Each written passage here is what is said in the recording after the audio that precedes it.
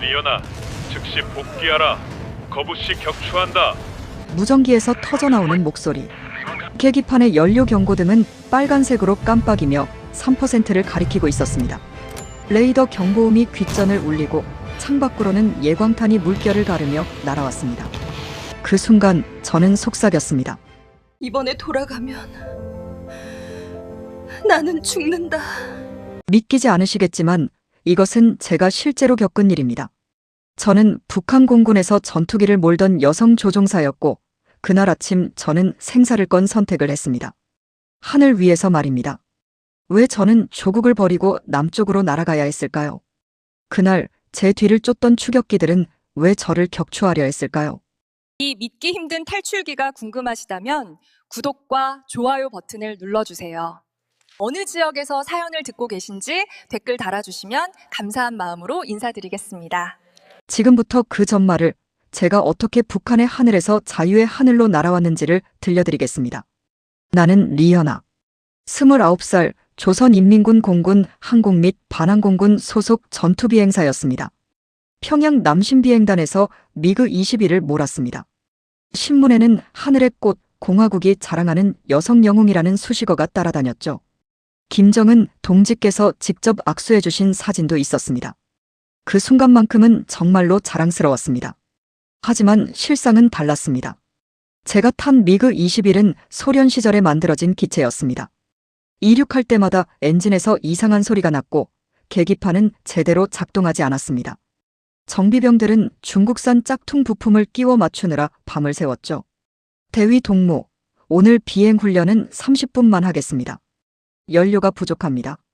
정비 책임자가 미안한 표정으로 말했습니다. 연료 부족은 일상이었습니다. 한 달의 실제 비행 훈련은 고작 서너 번. 나머지 시간은 전부 정치학습이었습니다. 위대하신 수령님께서는 매일 아침 6시부터 시작되는 학습 시간. 김일성 주석과 김정일 국방위원장, 김정은 원수님의 혁명 역사를 외우고 또 외웠습니다. 오전 2시간, 오후 2시간. 하늘을 알고 싶어서 조종사가 된 제게 이 시간들은 고문과 같았습니다. 그래도 저는 순응했습니다. 의심하지 않으려 애썼습니다. 나는 공화국을 지키는 전사다. 이 모든 것이 조국을 위한 것이다. 스스로에게 그렇게 말하며 버텼습니다. 하지만 마음 한구석에서는 알고 있었습니다. 제가 날고 있는 것이 아니라 체제가 저를 날리고 있다는 것을. 저는 하늘을 사랑했지만 결국 체제를 위해 날아야 하는 꼭두각시에 불과했다는 것을. 그렇게 몇 년이 흘렀습니다. 그리고 그 균열은 제가 가장 존경하던 한 사람의 죽음으로 시작되었습니다. 최연의 중과. 그분은 제게 하늘을 가르쳐준 은인이었습니다. 현아야, 전투기는 내 몸의 연장이야.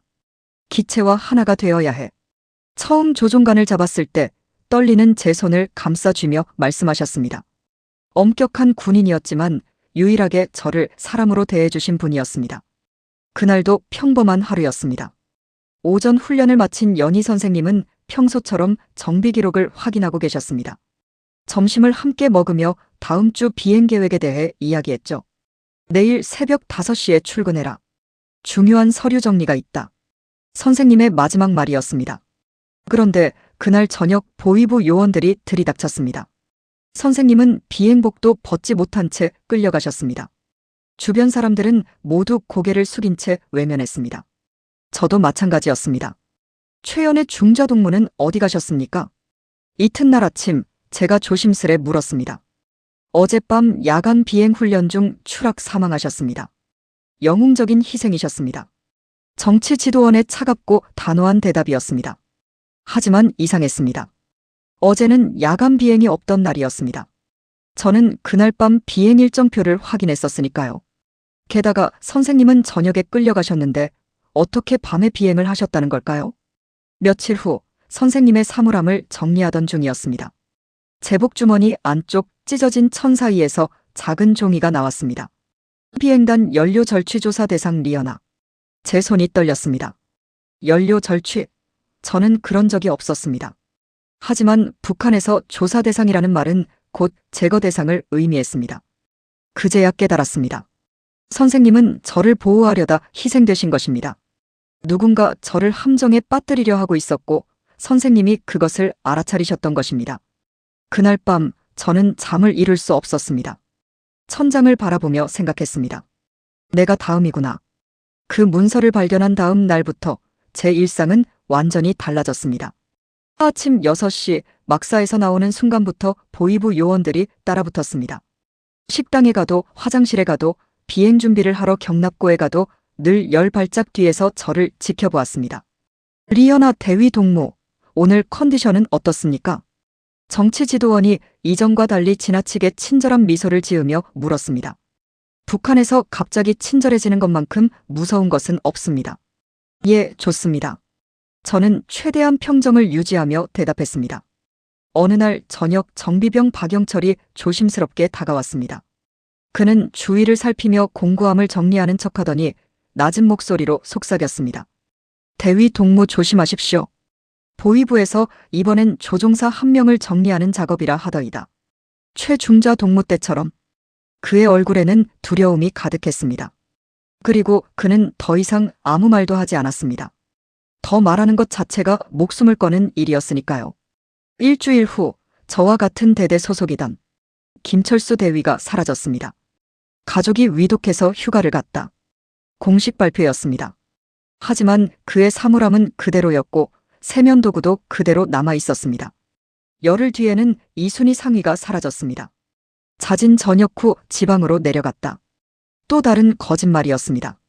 순희는 전날 저녁에도 내년 소자 진급을 목표로 한다고 말했던 사람이었습니다. 공통점이 있었습니다. 두 사람 모두 최연희 선생님을 존경했고 선생님과 자주 대화를 나누던 사람들이었습니다. 그리고 저 역시 그중 한 명이었습니다. 밤마다 악몽을 꾸었습니다.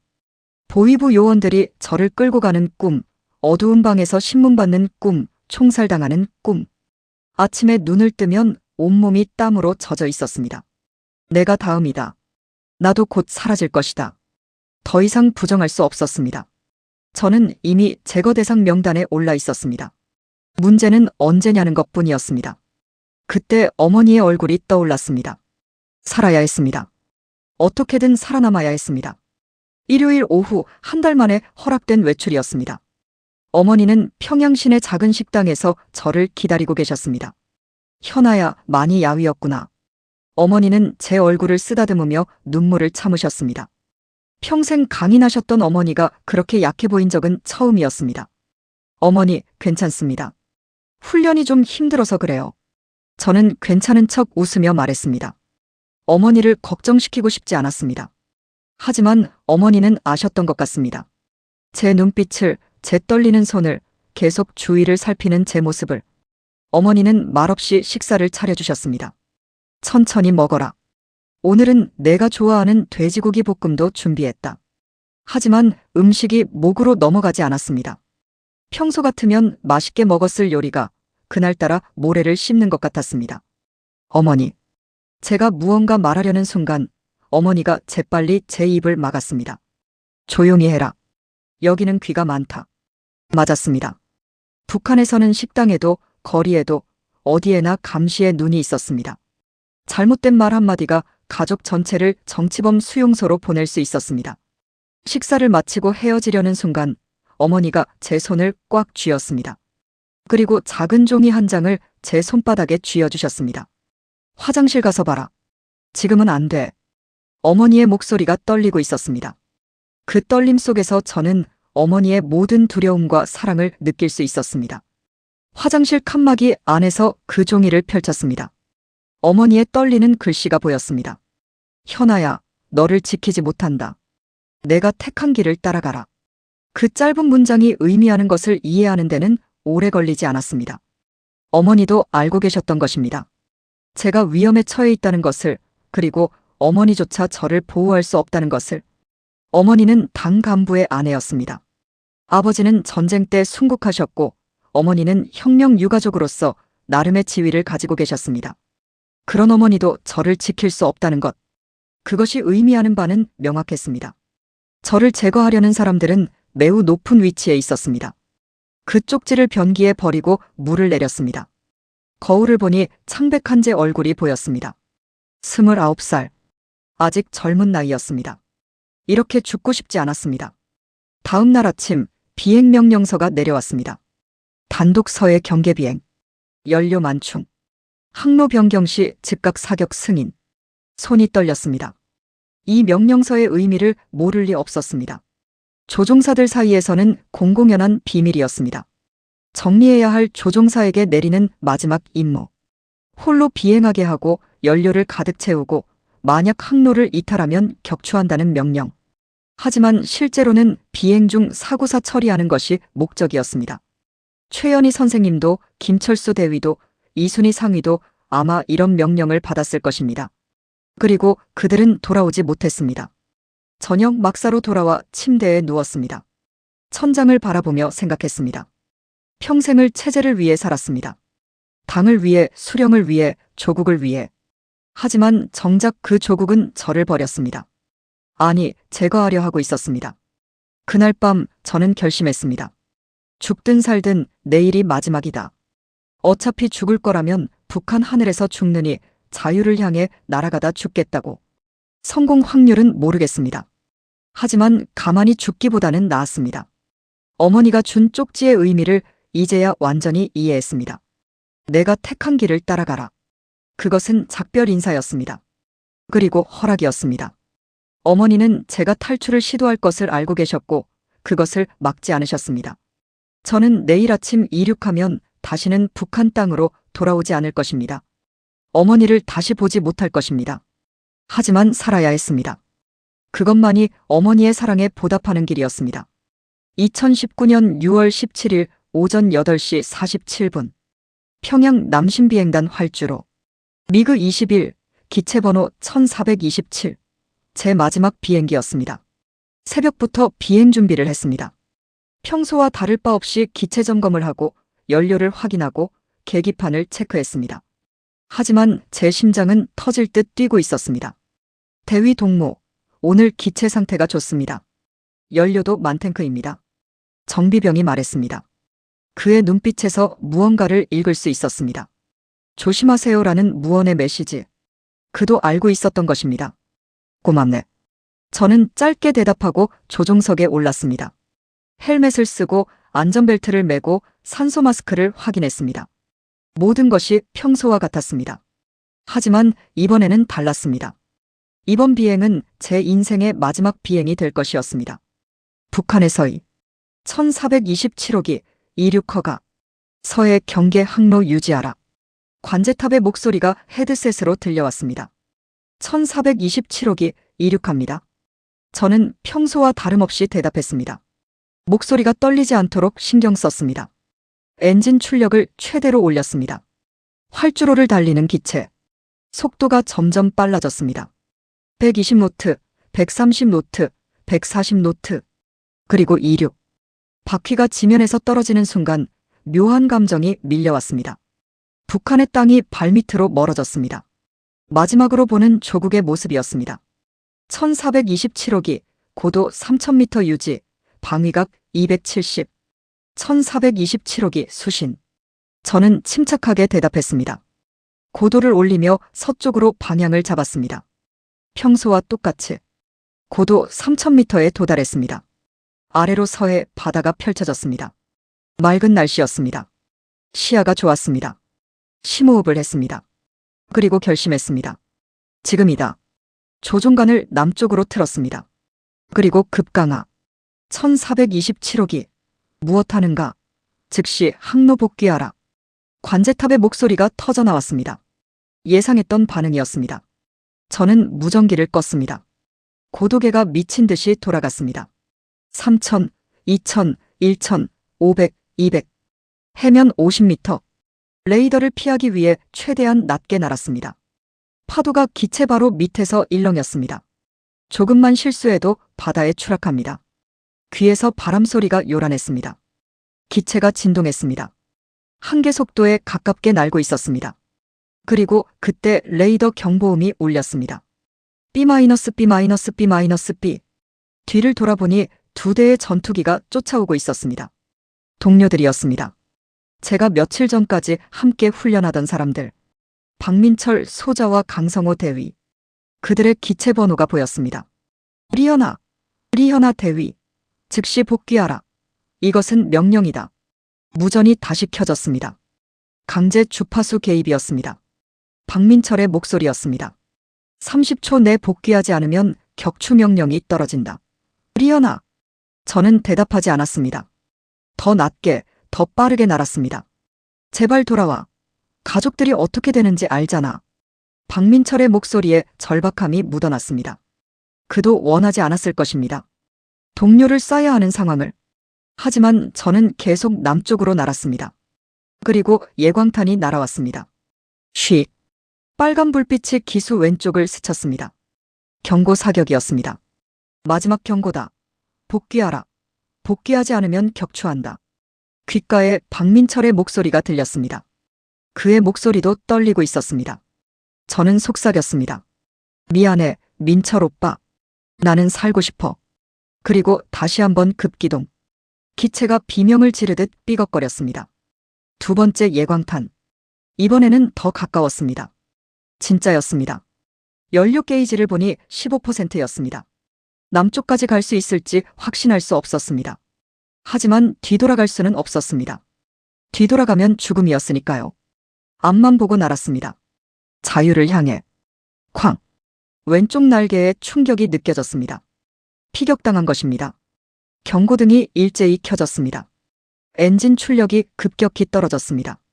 70%, 60%, 50%. 계기판이 미친 듯이 깜빡였습니다. 이대로 추락하는 건가? 절망이 몰려왔습니다. 하지만 기체는 아직 날고 있었습니다. 엔진 출력 40%대로 간신히 버티고 있었습니다. 유압 경고등이 켜졌습니다. 왼쪽 날개 유압 시스템이 손상된 것 같았습니다. 조종관이 무거워졌습니다. 평소보다 2배는 더 힘을 줘야 기체가 반응했습니다. 연료 경고등이 빨갛게 깜빡이기 시작했습니다. 5%. 이미 너무 많이 소모했습니다. 피격으로 인한 연료 누출도 있는 것 같았습니다. 제발. 조금만 더. 저는 기체에게 애원하듯 속삭였습니다. 마치 기체가 살아있는 생명체인 것처럼. 4%. 남쪽까지 얼마나 남았을까요? 거리를 계산해 보려 했지만 머리가 제대로 돌아가지 않았습니다. 극도의 긴장과 공포가 저를 마비시키고 있었습니다. 뒤에서 다시 예광탄이 날아왔습니다. 하지만 이번에는 빗나갔습니다. 제 기체의 급격한 고도 변화 때문에 조준이 어려웠던 것 같습니다.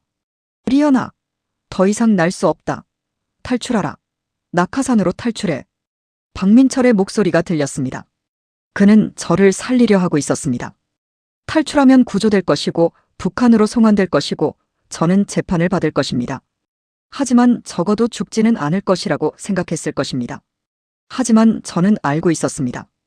탈출해서 북한으로 돌아가면 저는 공개 처형될 것입니다. 본보기로 3%. 연료 게이지가 3%를 가리켰습니다. 몇 분이면 엔진이 멈출 것입니다. 바다 위로 추락하면 살아날 가망이 없습니다. 그때였습니다. 앞쪽에서 하얀 장막이 밀려왔습니다. 해무. 서해 상공에 자주 발생하는 짙은 안개였습니다.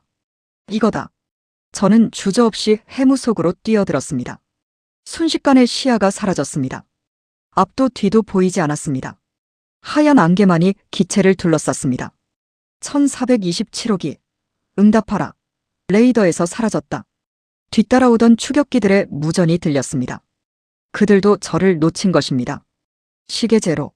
추적 불가. 강성호의 목소리가 들렸습니다. 해무는 저에게 기적이었습니다. 북한 레이더도 추격기들도 저를 찾을 수 없었습니다. 하지만 동시에 위험이기도 했습니다. 시야가 전혀 없는 상태에서 해면 50m 고도를 유지하며 날아야 했습니다. 계기판만 보고 남쪽을 향했습니다. 나침반, 고독의 방위각. 온 신경을 집중했습니다. 숨도 제대로 쉴 수 없었습니다. 한 번의 실수가 곧 추락을 의미했습니다. 연료 2%. 엔진 소리가 불규칙해지기 시작했습니다. 출력이 더 떨어졌습니다. 35%. 기체가 서서히 고도를 잃고 있었습니다. 안 돼. 안 돼. 저는 조종관을 당겼습니다. 하지만 기체는 더 이상 제대로 반응하지 않았습니다. 고도 40m, 35m, 30m. 해무 아래로 바다가 보이기 시작했습니다. 너무 가까웠습니다. 1%. 제발. 조금만 더. 제발. 그리고 안개가 걷히기 시작했습니다. 눈앞에 푸른 하늘이 펼쳐졌습니다. 해물을 뚫고 나온 것입니다. 그리고 그 순간 윙-, 양옆으로 2대의 전투기가 나타났습니다.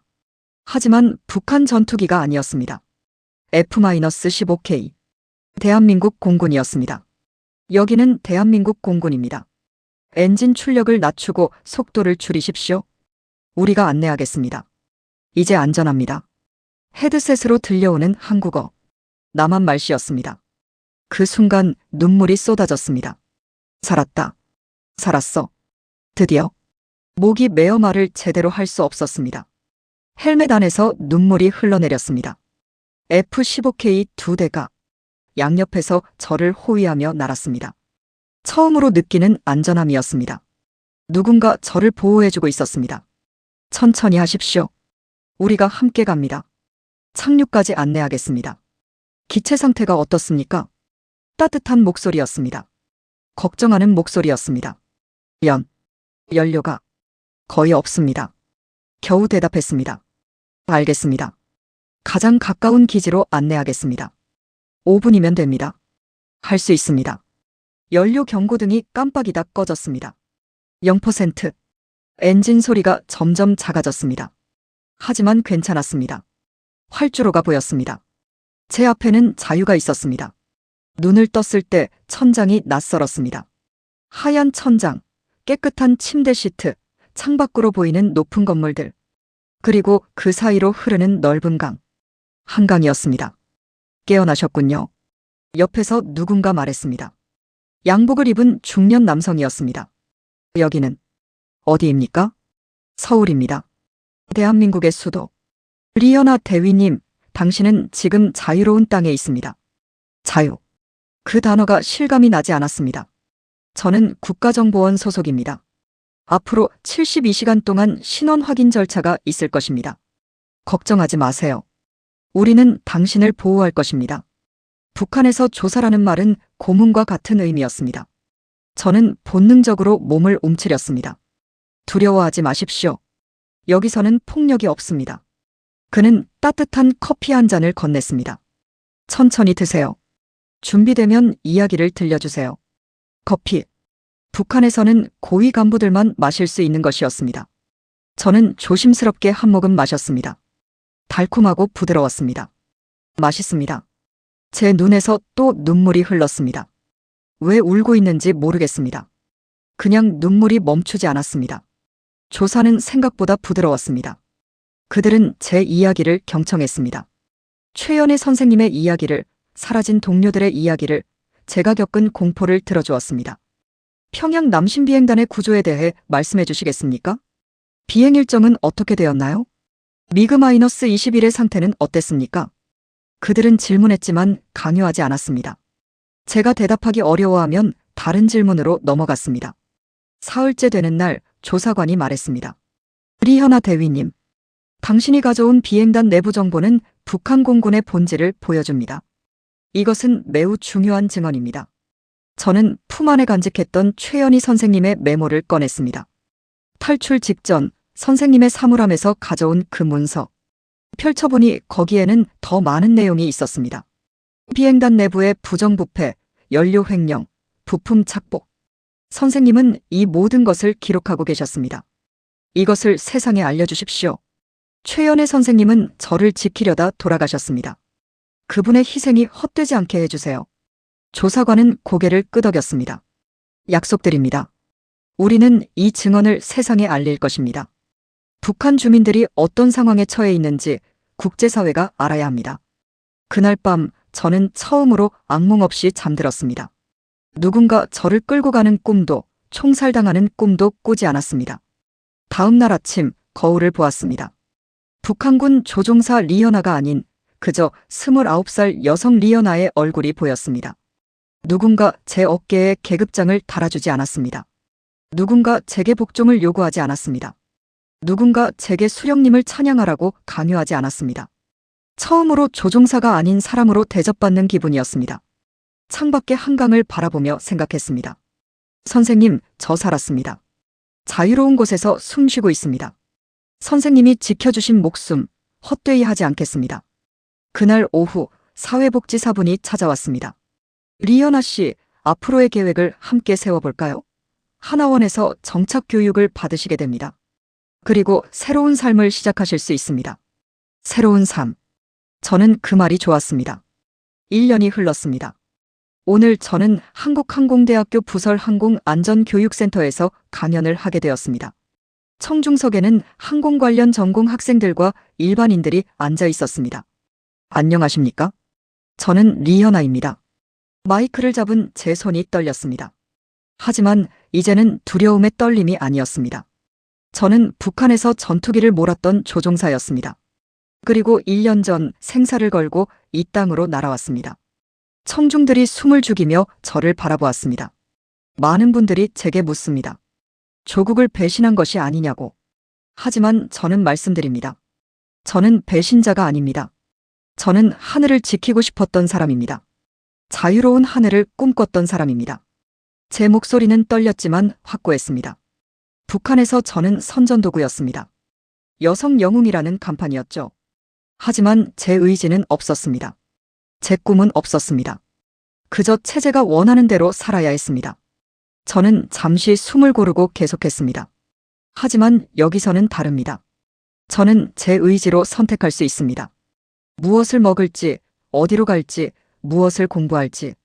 이 모든 것이 자유입니다. 강연이 끝난 후 한 학생이 질문했습니다. 다시 돌아갈 수 있다면 조종사를 하시겠습니까? 저는 잠시 생각했습니다. 네. 하지만 이번에는 제 의지로 자유로운 하늘에서 날고 싶습니다. 언젠가 민간 조종사 자격을 따고 싶습니다. 그것이 제 꿈입니다. 또 다른 질문이 이어졌습니다. 북한에 두고 온 가족은 어떻게 되셨나요? 가장 대답하기 어려운 질문이었습니다. 어머니가 계십니다. 소식을 들을 수 없습니다. 하지만 어머니는 제 선택을 이해하셨을 것이라 믿습니다. 어머니가 저를 살려주셨으니까요. 목이 메었지만 눈물을 참았습니다. 그날 저녁 집으로 돌아와 북쪽 하늘을 바라보았습니다. 어머니, 잘 계시죠? 저 여기서 잘 살고 있어요. 걱정하지 마세요. 바람이 불어왔습니다. 마치 어머니의 대답처럼. 선생님, 최연희 선생님, 철수 오빠, 순이 언니, 그리고 제가 남겨두고 온 모든 분들, 그들의 얼굴이 떠올랐습니다. 언젠가 자유의 하늘 아래서 다시 만날 수 있겠죠. 경계가 없는 그 하늘에서. 책상 위에는 대한민국 국적 취득 증서가 놓여 있었습니다. 그리고 항공안전연구원 임명장. 그 옆에는 민간 조종사 학원 입학 안내서도 있었습니다. 저는 이제 새로운 꿈을 꿉니다. 북한에 남아있는 조종사들을 위한 탈출 안내서를 만드는 것. 그들에게 희망을 주는 것. 그리고 언젠가 자유로운 하늘에서 다시 비행하는 것. 하늘은 원래 경계가 없었습니다. 경계는 우리 마음에만 있었을 뿐입니다. 그리고 저는 이제 그 경계를 넘어섰습니다. 창밖으로 밤하늘이 보였습니다. 별들이 반짝이고 있었습니다. 북한에서도 보던 그 별들, 남한에서도 보이는 그 별들. 하늘은 하나였습니다. 언제나 자유로운 하늘 아래서 저는 다시 꿈을 꿉니다. 언젠가 모든 사람이 두려움 없이 하늘을 날 수 있는 날을, 누구도 목숨을 걸지 않고 자유를 누릴 수 있는 날을. 그날이 올 때까지 저는 제 이야기를 계속 전할 것입니다. 왜냐하면 이것이 최연희 선생님이 제게 남긴 마지막 임무이기 때문입니다. 하늘을 지키는 것, 자유를 전하는 것, 그리고 희망을 나누는 것. 그것이 제가 살아남은 이유입니다.